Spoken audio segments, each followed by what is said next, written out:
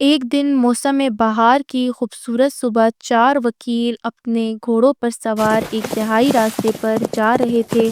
ان کا ارادہ تھا کہ اگلے قصبے میں جا کر عدالت کے مقدمے میں شریک ہوں گے۔ یہ راستہ پرسکون اور سرسبز تھا، لیکن رات کو شدید بارش کی وجہ سے زمین نرم اور کیچڑ زدہ ہو چکی تھی۔ درختوں سے پانی ٹپک رہا تھا اور گھاس گیلی ہو گئی تھی۔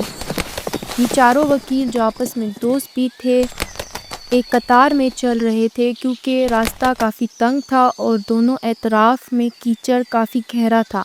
وہ وہاں نہیں جا سکتے تھے۔ وہ آرام دہ انداز میں باتیں کرتے ہوئے ہنس رہے تھے اور اپنے سفر سے لطف اندوز ہو رہے تھے۔ وہ سبھی کافی خوش مزاج نظر آ رہے تھے۔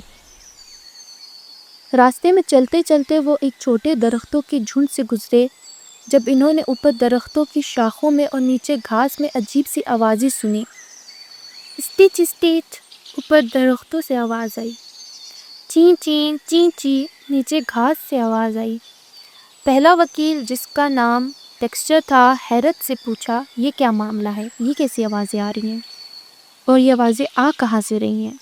دوسرا وکیل، جس کا نام ہارڈن تھا، جواب دیا، یہ تو صرف چند چھوٹے چھوٹے چڑیا کے بچے ہیں۔ طوفان نے ان کے گھونسلوں کو گرا دیا ہے اور وہ ابھی بہت چھوٹے ہیں، اس لیے اڑ نہیں سکتے۔ ان کی ماں نے ان کے لیے بہت پریشان ہو رہی ہے اور شور مچا رہی ہے۔ تیسرا وکیل، جن کا نام وینم تھا، نے کہا، کتنی افسوسناک بات ہے، یہ معصوم بچے یہی گھاس میں مر جائیں گے۔ چوتھا وکیل، جس کا نام میکس تھا، خاموشی سے ان آوازوں کو سن رہا تھا۔ وہ ایک ہمدرد اور نرم دل انسان تھا۔ انہوں نے کہا، ہمیں ان پرندوں کی مدد کرنی چاہیے، وہ خود اپنی حفاظت نہیں کر سکتے۔ ڈیکسٹر نے ہنستے ہوئے کہا، ہم وکیل ہیں، پرندوں کے محافظ نہیں۔ ہمارے پاس وقت نہیں ہے کہ ان چھوٹے پرندوں کی مدد کر سکیں۔ ہارڈن نے سر ہلایا اور کہا، یہ ٹھیک ہے، ہمیں عدالت پہنچنے میں پہلے ہی دیر ہو رہی ہے۔ ان پرندوں کے لیے کچھ نہیں کیا جا سکتا۔ لیکن میکس کو ان ننھے پرندوں کی حالت دیکھ کر بہت دکھ ہوا۔ اس نے اپنے گھوڑے کو روکا اور نیچے اتر گیا۔ انہوں نے اپنے ساتھیوں سے کہا، آپ لوگ آگے چلیں، میں ان پرندوں کی مدد کے بعد آ جاؤں گا۔ ڈیکسٹر نے کندھے جھٹکے ہوئے کہا، یہ وقت کا ضیاع ہے، لیکن اگر تم یہی چاہتے ہو تو ٹھیک ہے۔ باقی 3 وکیل اپنے گھوڑوں پر سوار ہو کر آگے بڑھ گئے۔ میکس نے غور سے دیکھا، ننھے پرندے گھاس میں کانپ رہے تھے اور ان کی ماں درختوں پر پریشان ہو کر پڑپڑا رہی تھی۔ میکس نے اپنا کوٹ اتارا اور اسے زمین پر رکھ دیا۔ انہوں نے آہستہ سے پرندوں کو اٹھایا اور کوٹ پر رکھا تاکہ وہ محفوظ اور آرام دہ رہیں۔ پھر انہوں نے قریب ہی ایک مناسب جگہ تلاش کی جہاں پرندوں کے لیے ایک نیا گھونسلہ بنایا جا سکے۔ انہوں نے کچھ خشک ٹہنیاں اور پتوں کو جمع کیا اور ان سے گھونسلہ بنایا۔ انہوں نے ننھے پرندوں کو نرمی سے اس گھونسلے میں رکھا۔